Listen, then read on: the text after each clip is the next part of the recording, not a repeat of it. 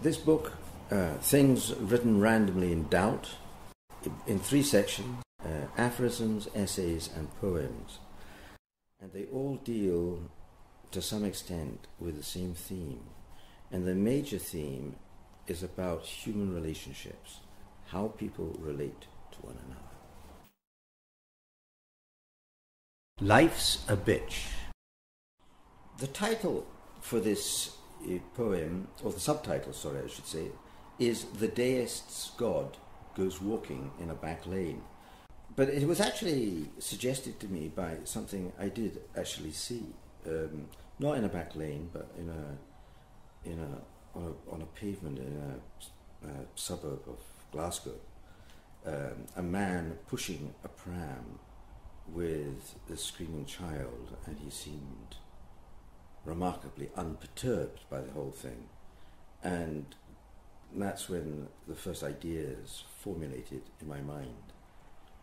And the idea of course, it's not the case that God has to be a patriarchal figure, but so often it has been interpreted as that. The father, silent in his thoughts, guided the pushchair down the darkened lane.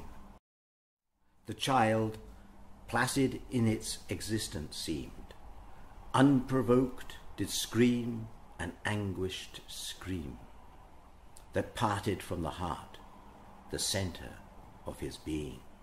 Red eyes, red face, red hair, red fury scolded sky and all the hapless clutter of that narrow lane, where human life was only known by its detritus. Father continued, unconcerned, unseeing of the fragile load that life unloaded on his eternal tread. He judged, but did not intervene. The section is made up exclusively of aphorisms, and it's called How Not to Be a Ruminant. And the idea of this came to me, it came from something that happened in my childhood. I lived abroad and I was forced to go to a rugby match, and there was an American youth standing next to me, and he was chewing gum, and every time somebody got hurt on the field, he stopped chewing and started laughing. And it always made me feel slightly prejudiced towards people who chew gum after that, but quite unfairly, I'm sure. Procrastination puts you back in control of time. To laugh disdainfully at others is to lose all understanding of yourself. It is deadness of the soul. Believe in nothing, and your laughter is hollow. Believe in something too much, and your laughter is too solid for it to contain any joy. If you speak to a ghost, he ceases to haunt you.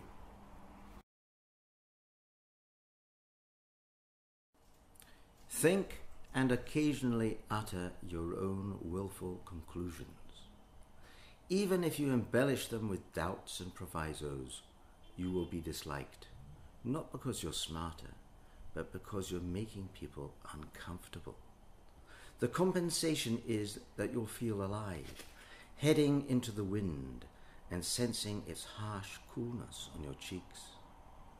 And yet more rarely, you should shout something from the rooftop, just to see the crows and starlings leap into flight.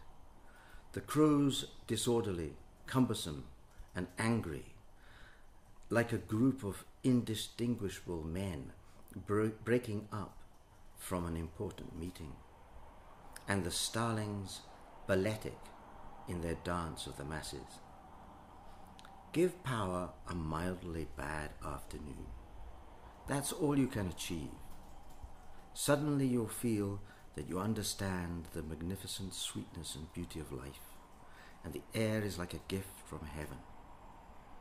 It's probably an illusion, but a sublime one. In other words, dear reader, be a garrulous failure, a fool like me. Ruminate, but don't become a ruminant.